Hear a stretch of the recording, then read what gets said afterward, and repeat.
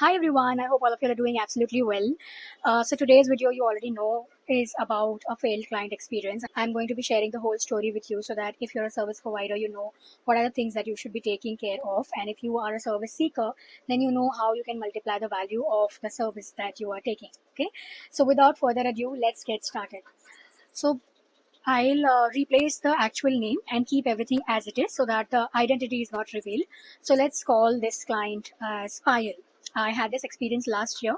Payal is a teacher, 31-year-old girl living in north of India with her family, that is parents and elder brother and his wife. Now, Payal messaged me on Facebook Messenger last year, sharing about her story and sharing that she has been following me for the last one and a half month. Although I did not see any reactions or comments on my post, but usually people who want to seek help do not really engage with your content and reveal themselves. So it is how it is. So as we move further in the conversation, she shared with me that she has worked with psychologists. She was on antidepressants. She has a lot of scars that she's been carrying for the last 31 years in her life.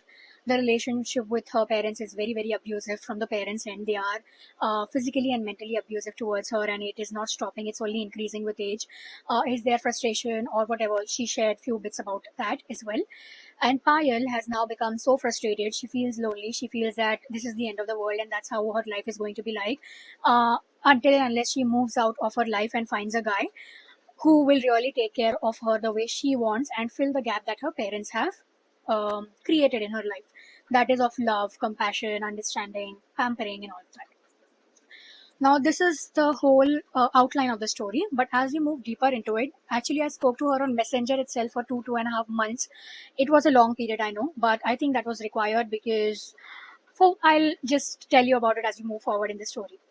So she's told me everything, almost everything on WhatsApp, on Messenger itself. That the experience with the psychologist was very bad. The experience with the antidepressants was very bad. And I wanted to know what is so bad that she's not able to, make ends meet.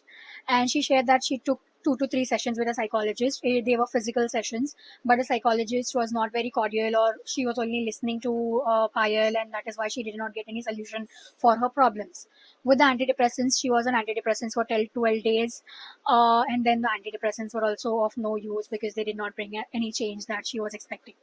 Now, the moment she shared these two experiences in detail, I told her that she's moving way too fast and expecting the scars of 31 years to go away in a day's time, and that's not going to happen. So, if you are connected with me thinking that I will help you remove those scars in one day, I'm not the right person.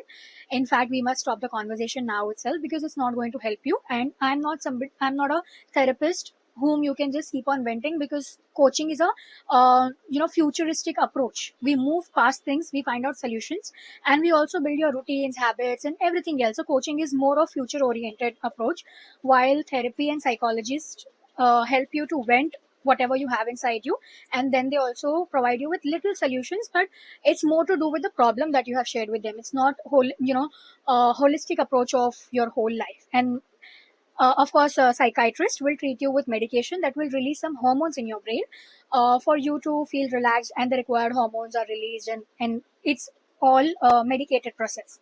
That is what I explained to her, and she's told that she wants to move forward past those experiences and her life, and she wants to make a difference in all of that. But still, I was not convinced because I don't work with clients who do not want to work on themselves and rather expect that the other person will find solutions to their life and one day their life will just glow. And that's what I told her as well, multiple times, even before sharing my contact number with her, because I knew that if this is not happening, I mean, if she's not understanding the logic of it, then it's no use to coach her or put her in a spot where she's expecting sudden results, and there is no modality that can give you sudden results, right? And that is what I conveyed to her many times, and she told me, and I also observed that while we were talking on Messenger, we used to talk every day. I mean, before wrapping my day, I used to see her message, I used to reply, and those chats were on for at least 1.5 hours. I know it's little too much, but then because she shared so much of details and I wasn't really taking it as, that this is somebody who should come inside my coaching, I was just helping her out because that I meet many people like this, and it's not just business for me every time. And that is what I did with her. But later on, I realized that she's taking me for granted, but I did not tell her that, because she used to message me the messages that were kind of, you are the only person whom I share all of this with, and you should be replying to my messages. And I tried explaining her that I have many things to do in life, but then her messages remained constant when it came to this particular topic. And then the stories that she used to share with me. And then she used to also ghost me a lot of times, where after getting the replies, or after the techniques that I used to share with her, the small shifts that she can make, she used to block me on Messenger and then show up after 3 to 4 days. And I used to suddenly wonder, why is this, where is this person? Because when you talk to a person every single day, you form a habit of talking to them. And that is how it was for me as well. But then one day, after 2.5 months, she showed up again.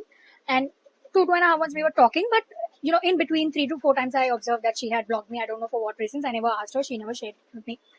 And then she told me, I want you to coach me, because I believe that the way you present yourself and the way you explain me things is really something that I can understand with sanity, and I want you to coach me. And even then I told her that if you are only wanting to vent out, then coaching is not the modality you should go for.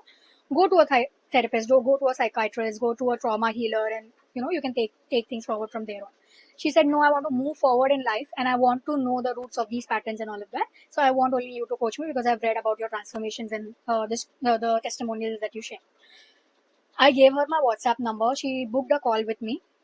And even on the call, I took her through the whole process and how we'll be fixing things. The journey was 3 months long, and every week we would conduct one session. And that is how it was fixed, and that is how I usually do with my clients. Right now, the process is much smaller, but back then it was 3 months long, which is 12 sessions in one row, every week once. She agreed to it, and she was ready to be patient enough for this process, because I work in 3 phases in these 3 months. One is reflections, where you bring every emotion on the table, every experience, so that you have everything laid in front of you, and then you know what to work on and how to work on and how to process things and take things further. She agreed. I also told her, don't take the decision now. First, sit with this, whatever we have discussed, for 3 to 4 days, and then come back to me. If at all, even once you feel that this is not something that I'm looking for, I want instant results, then you must not go for this. To which she said, no, I'll take care of this. And given I'm a teacher, I earn, so I can pay for this. And as soon as I revealed the investment that she has to make for this coaching, she said that it's way too expensive and out of her budget, which I respected, and I did not tell anything to her. I just told her that I'll share a few techniques with you, and that you can try at your end and fix things. And that will not fix your things, but at least help you to introspect. She said, no, I want you to coach me. What is it that you can do? And she literally begged me for 2 days if I can do anything about the amount and all of that. And falling for that bait, I gave her a discount of more than, it was at least 60 to 70% of discount that I gave her, and I only charged her 30% of the coaching investment. And that too, I doubled the number of sessions and the time that I would invest. So usually I invest only 1 hour 15 minutes to 1 hour 30 minutes for a session, and maximum they go to quarter to 2 hours. But with this female, it was at least 2.5 hours of session twice a week, which I never do with any of my clients. They don't even require it for that matter. And so double the time. I wasn't earning anything, if you go to see. And I had also given her 24/7 WhatsApp access to me, which I give to my all clients. But it is not that you have purchased, you have not bought me. You bought my service, and that's to be understood by a mature person. But she wasn't so mature enough to understand. She thought that she owned me and I must be available for her 24/7. So her attitude completely shifted the moment she paid me. And I know that a lot of people are this way, so I didn't take it too hard. Of course, it's my job to just coach her and let her be. So that is what I did. So as we move forward in the coaching, I spent 5 hours every week with her. That is divided into 2 sessions. She vented a lot. I also gave her techniques. We went to the root level of her problems, and until it was 4th week. So after the 4th week, that is the end of the first month, it was time for her to pay her second installment. Yes. The 30% of the amount was divided into 2 installments, because she couldn't even afford that. To which I offered her this. And actually it was 2.5 installments that she was supposed to pay, and that is how it was. So I reached out to her for the second installment, and I told her that I asked her the timing for the 5th session, and to pay off the installment before that session. So suddenly, the next day of this message, I received 30 to 40 messages from her on WhatsApp, abusing her father, something had happened in her family, some fight or some argument, I don't know about the details. And she went on messaging that my father is a whatever bad words she abusive words she used, and it was just going on and on and on. And of course I was amidst the session, so I would not stop the session for anybody. After the session I went on to that chat and I saw that she's continuously messaging even then. So of course I'll have to read the first messages to understand what is the crux of the conversation. And until I reached the end of the messages, it was like, you are not replying to me, you are online, you are reading my messages. Then I calmed her down that, Payal, you'll have to relax. Allow me to read the messages because I cannot be available the moment you want me to be. 24/7 access means that you can message me anytime and I'll reply to your messages whenever I see the messages or whenever I find the time to do that. So it means that, so I'm not restricting you that you'll have to message me before 10 or something. So 24/7 access is, the actual meaning of it is this. So she told me, no, I've paid you for that. And she used very harsh words, which were, I was not able to gulp those words down my throat. But then I thought that, she just had a fight and maybe it's spurt of anger. And I tried to relax myself and give those reasons which were not even true. Because I was very empathetic, sympathetic, emotional for this girl who shared her life story with me. And it was very silly of me to do that, firstly, and be considerate towards her because I did not draw my boundaries and that was my fault. And then she told me that I'll have to reply and all of that. I fixed those things. And in the messages, she also told me that I'll cut my wrist now. My father is abusing me. He's beating me up. And now both of them, my mom and my dad, are now out of the house. They have gone somewhere. So now that is why I've messaged you and I'm going to commit suicide. And that very moment, I told her that this is not something that, and she also told me that in the past, she has done this, where she's hurt herself and all of that. She sent me a picture of her hand where she had hurt herself and done things. And I told her that I'll call you, but you'll have to relax yourself down because I'm here in Mumbai, sitting here in Mumbai. I cannot travel to your place or you cannot come here at this moment. So handle it with a little maturity and calmness because hurting yourself is not going to resolve the problem at your home. Of course, the messages were very different, the tone that she would understand in that time. And she was not ready to stop. And she started to threaten me that you will have to help me out with this. My father is abusing me at all times. What should I do? Tell me now. Tell me. And I was like, okay, I know that she's counting on me, but you cannot control a person to an extent where you think that that person must be ready to die for your situation. I mean, that's funny to even expect out of an unknown person. And I'm a coach. I'm not somebody who even if I would, even if I would be staying nearby, it's not my job to fix the family drama that's happening. And the update that I forgot to give you is in the after the first two sessions itself, that is the 5 hour talk that we did, she told me that now as we are moving into the details, she's understanding why she's behaving in a particular manner, why she's frustrated, she gets into relationships time and again, why she hops, skips and jumps, like a rabbit from one relationship to other, and why she cannot trust somebody for a very long period. The moment they show less interest in her, she just dumps that guy and she moves on to other. But she has to be in a relationship to feel important and to feel validated. So these are the patterns that we cracked, and she shared these reflections with me. And suddenly I am to think कि ऐसा क्या हो गया एक महीने के बाद now that she is telling me that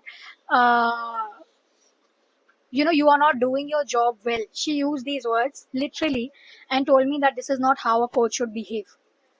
Because the moment I need you, you should be here. You should attend my call. She did not call me. In fact, I called her 4-5 times after she started to threaten about committing suicide. It was not a threat to me because I have nothing to do with all of this. But as a human, if somebody tells me about this, then I'm supposed to calm them down.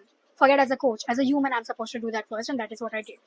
And then as we move forward, she said, no, I'm not going to, continue your coaching. And as it is very expensive and you are not even doing it properly. So I reminded her of the free sessions that I'm giving her. I reminded her of the huge discount that I'd given her because it was important for me to then tell that person to stop taking me for granted, right? And that is the ideal thing to do. I mean, I shouldn't have even done that to be able to come to this point to listen to all of this bullshit. But I think I should have drawn my boundaries way back and not falling for the bait or the emotional drama that the person is trying to put across just to get things in their favor. But then I thought, okay, I've made this mess and I need to clear this. So I told her, let's keep it professional. And if you want to continue, then you'll have to pay the second installment because without that, I cannot move forward. And she told me I have financial issues. So I said, you can sort your issue out and then let's continue. Next day, I get a message from her number saying that this is Payal's mom and refund the money that you have taken from my daughter because we are not seeing 1% of change also in her. Just yesterday, we had a fight with her and she's abusing her father. I said, this is nothing to do with me, firstly. Secondly, I would like to talk to my client because I believe that she's a 31-year-old adult. So I don't think that I need to give an explanation to anybody outside my client. Neither can I share client details with anybody, be it their parents. Thirdly, if you want to have any discussion, then let's get Payal on the call and all of us can have a Google Meet along with the father and both the parents basically, and let's talk it out. To which she said, no, I don't want to, just give our money back. We are facing a financial crunch and we don't want to continue with the coaching. I said, you don't want to continue? That's okay. That's your choice. Absolutely. But I will not refund the amount because I've given my sweat literally and a lot of time, a lot of effort. I've wasted a lot of time in chatting with that girl, and I understand that there might be a tough situation at your end, but I respect the work that I do and I can't do anything about it beyond the point that I've already done. And then her mother says, okay, so don't coach her and we don't want you to be her coach. I said, okay, that's absolutely your choice and I respect that. No problem. Next day, I get a message from Payal saying that you used a language with my mom. You should understand she's so elder to you. And I don't feel that anybody should be respected for their age. Your respect is earned at all times and it has nothing to do with your age. It has everything to do with how you treat a person and then you get the reciprocation back in that manner itself. But I was very calm because I understood that maybe if I speak to her with all the facts, then it will backfire on Payal. So even then I was human enough, but then of course it was not valued and that was not even my point. And she tells me that you shouldn't have told her for a call. She will not do the call anyway, but we are not liking your coaching. I'm not seeing 1% difference in me. And these are the words that so I was totally confused if this is really her mom or it is Payal because now she cannot show up for the coaching, whatever. I told her that firstly, you are an adult, you should speak with me and my time is of high value. If you don't value yourself, that is not my problem, but I value myself a lot and I value my time and I value my efforts that I've put with you and you already know about that. So being there at that position, I understand that it may be a financially tough period for you, but I never approached you for my coaching. I never told you that I will fix your problem. And in spite of that, when I committed to you after you signed up for the coaching, I gave my 1,000,000,000% into it. And that's not just to say, I showed up for that, which was not even my job. So blaming people just because they were nice to you and taking them for granted because they are not, after you and they are not taunting you every now and then that they have done so much for you, you must respect that person. Don't say it verbally that, you have done a lot for me, but your behavior with that person shows that you value that person, right?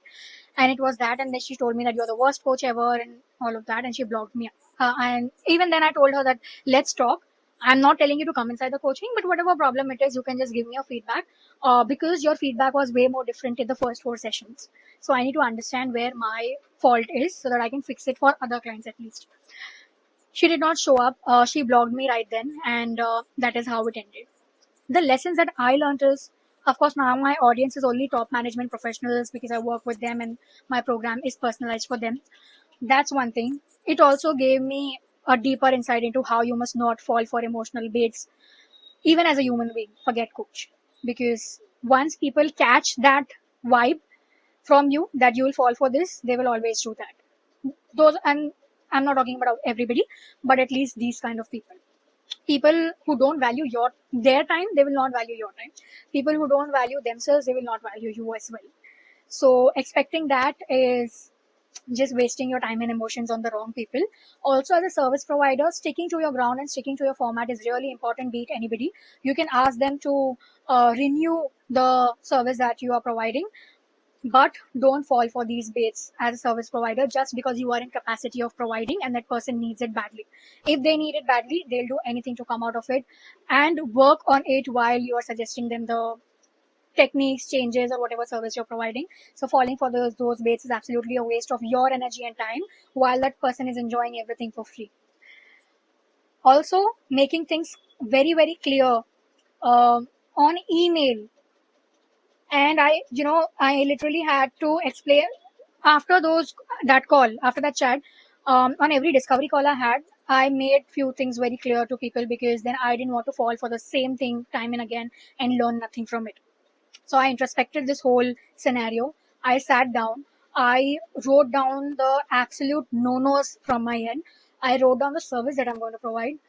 And today I can tell you that I function at a very high energy, even in my personal life, because unnecessary things are not taking my time. When you talk to a person for 1.5 hours for their problem and they're venting, you of course get that energy and that vibe inside you, and cleansing that energy is really important.